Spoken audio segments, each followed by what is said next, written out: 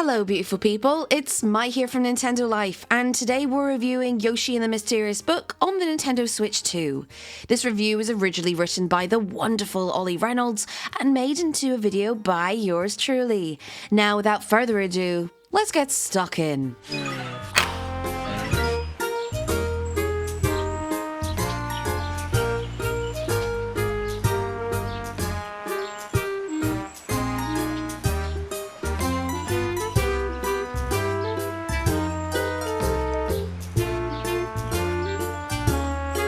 The Yoshi series has cemented itself as one of the most approachable in Nintendo's arsenal, providing experiences that younger gamers in particular can enjoy without too much friction. Woolly World and Crafted World offer light-hearted platforming fun, while still retaining some of the spirit of the SNES original, and both come recommended. Developer Goodfield's latest effort, Yoshi and the Mysterious Book, unfortunately has a few too many stabilizers on its wheels, losing a lot of what made the series great to begin with. The game takes place primarily in, well, a book, utilising a unique art style to depict its setting, much like its woolly and crafted predecessors. You're tasked with entering the page of the talking encyclopedia Mr. E in order to seek out creatures within and discover their mysteries. Naturally, Bowser Jr. and Kamek are back to cause some mischief, though their overall presence is surprisingly muted. The art style, while certainly pleasant, doesn't quite hit as hard as earlier titles. Character animation purposely skip frames to give it a stop-motion look, which is a nice touch. Stylized text can also occasionally be seen in the background and foreground, while colours fade as you approach the edge of the levels, both of which are clear indications that, yes, you're in a book. Aside from this though, we really weren't blown away by the visuals given the jump over to the Switch 2. In handheld mode, the ink-like edges applied to characters and environments look disappointingly soft and almost pixelated in motion. We can't be 100% certain as to what resolution the game targets, but we'd be certain it's hitting the full 1080p display. Docked is much better thankfully, but even then, backgrounds lack detail and vibrancy, while individual stages fail to introduce much visual variety. Yes, you have different biomes, but you'll often see some of the same assets throughout. The music is lovely, mind you, with plenty of charming, easygoing tunes that perfectly match the environments. Additional sound design is equally impressive, with Yoshi emitting delightful, cheerful mlems, and the majority of the other creatures making their own unique sounds. Starting off, you'll have access to the opening Wildwoods world, in which you select the creature you wish to investigate via a sort of overworld page within Mr. E. The aim of the game is to mess around with critters until you make discoveries, thus granting you stars to unlock subsequent worlds. Small discoveries are worth 1 star, and big ones 3. It could be something as simple as gobbling up a creature to see what it tastes like, or actually carrying it on your back to utilise its unique properties. For example, you'll come across the bubble-blowing Glubbit creature in Wildwoods, and this thing lets you access high places by producing a bunch of bubbles in which to float. Similarly, Buflounder, found in the seaside world, lets you travel quickly underwater by shooting out air stored in its body.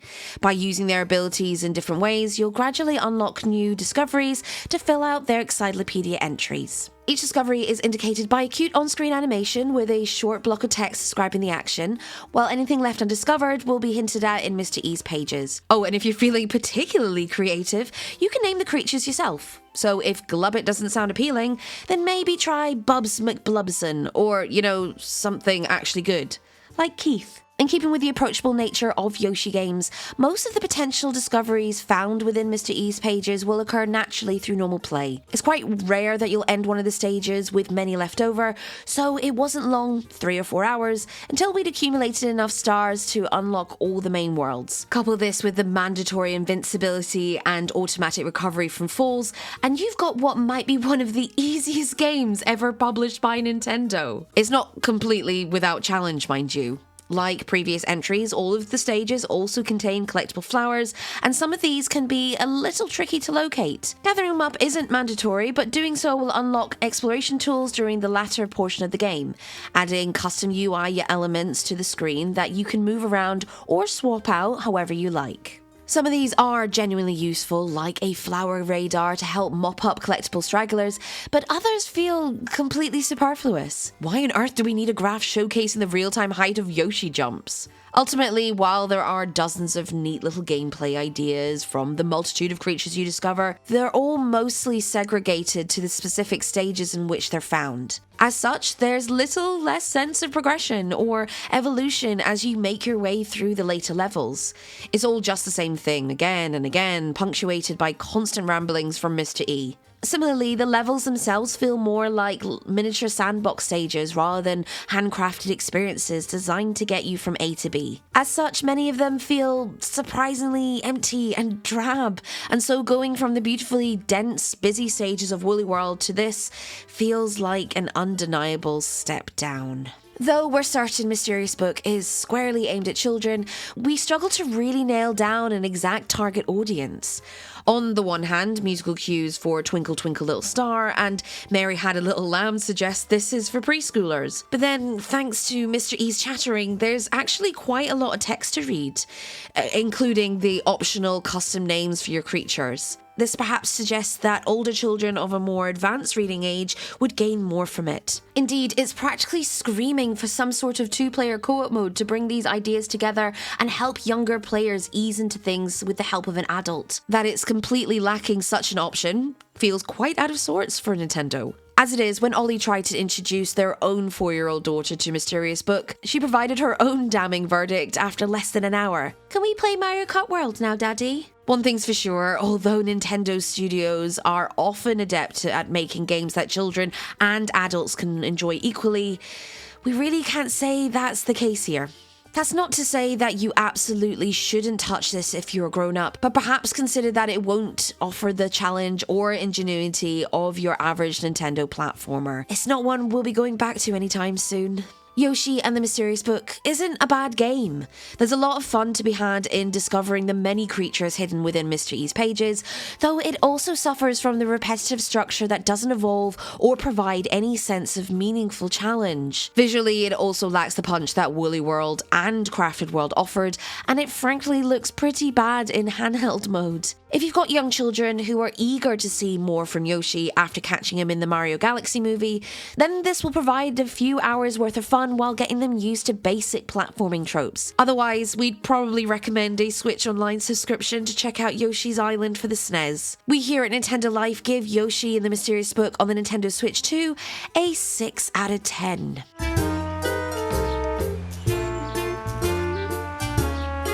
And I suppose it's time for my thoughts. I'm a huge Yoshi fan, with the last one being Crafted World. And I must say that when I booted up Yoshi and the Mysterious Book, got cozy with my Yoshi plushie on a lovely Sunday afternoon, and I was both delighted, but then quickly disappointed to find out how short each levels were and also how unchallenging it was. I do love a good old challenge, but I really feel like this game's a little bit too low stakes for my liking. I want to have a bit of a happy balance. I want to be able to just sit back and have a bit of a cozy time, but then also challenge myself, challenge my brain and my coordination skills with the platforming. But I honestly feel like with Yoshi and the Mysterious World, it's maybe, God forbid, too cozy for me. But don't get me wrong, this definitely isn't a bad game. It's just, I wish that for people who have grown up with the series like myself, as well as for people who are new to the series, regardless of the age, I just wish there was at least a difficulty mode or I don't know, perhaps just a challenge mode, or at least made it a little bit more challenging. I still think that the story is just basically lovely and very simple, straightforward. I love the exploration side, but to be honest, once I explored every level and just moved on to the next one, because that's what I do, I tend to explore a level like completely before I go on to a next world.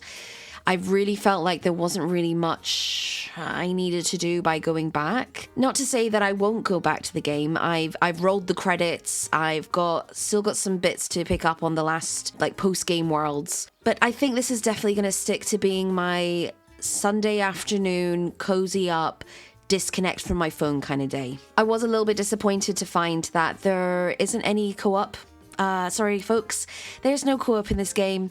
So it means that if I want to play this with my nephew, which I undoubtedly will the next time I go and visit home, we're not going to be able to play together. So we're just going to have to go old-fashioned and pass the controller back and forth. Or, you know, actually, he'll be playing it, and I'll just be guiding him if he needs it, which I highly doubt he does, because he's a very good gamer for the age he is, which is a little bit scary, to be honest. In regards to the gameplay, as I've said, it's not really that challenging.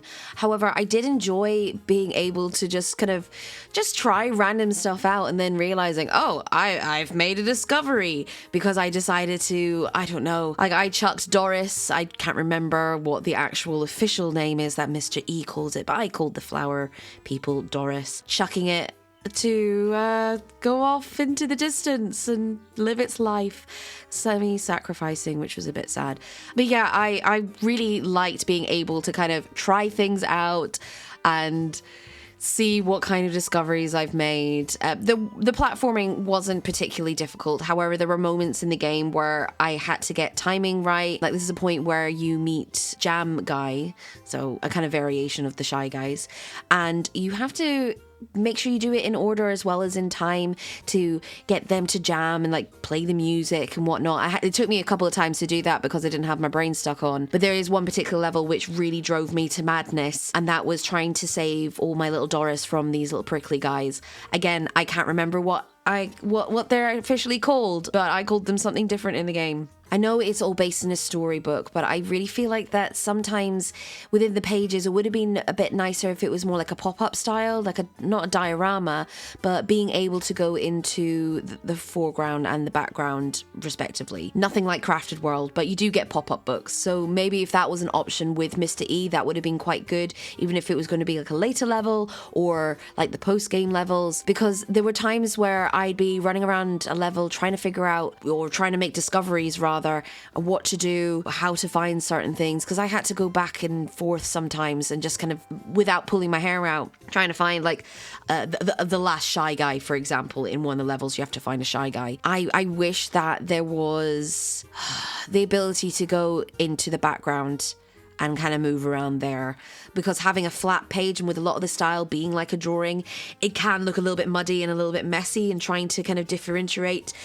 what is what. Other than that, I do think the game is really beautiful and really charming and absolutely lovely. I do think that this game is really perfect for fellow cozy gamers like myself who don't really want to have their usual challenging kind of platformers and games, because all of us absolutely loved the Yoshi games. They're great. They've got really great platforming, but I definitely think this is the type of game to have on a Sunday and just kind of chill, lay back and just relax, you know, and make silly discoveries and give them stupid names or fun names, or just keep the names that Mr. Eve suggests. I really hope that later on down the line they do add more stuff to the game, like a co-op mode, or even a challenge mode or something like a higher difficulty, because I don't want to fully finish and 100% this game only to not bother to come back to it again, because it really is a delight overall. So yeah, Nintendo, please add a few more bits and bobs later on down the line, just so we have a bit more of a challenge. Oh.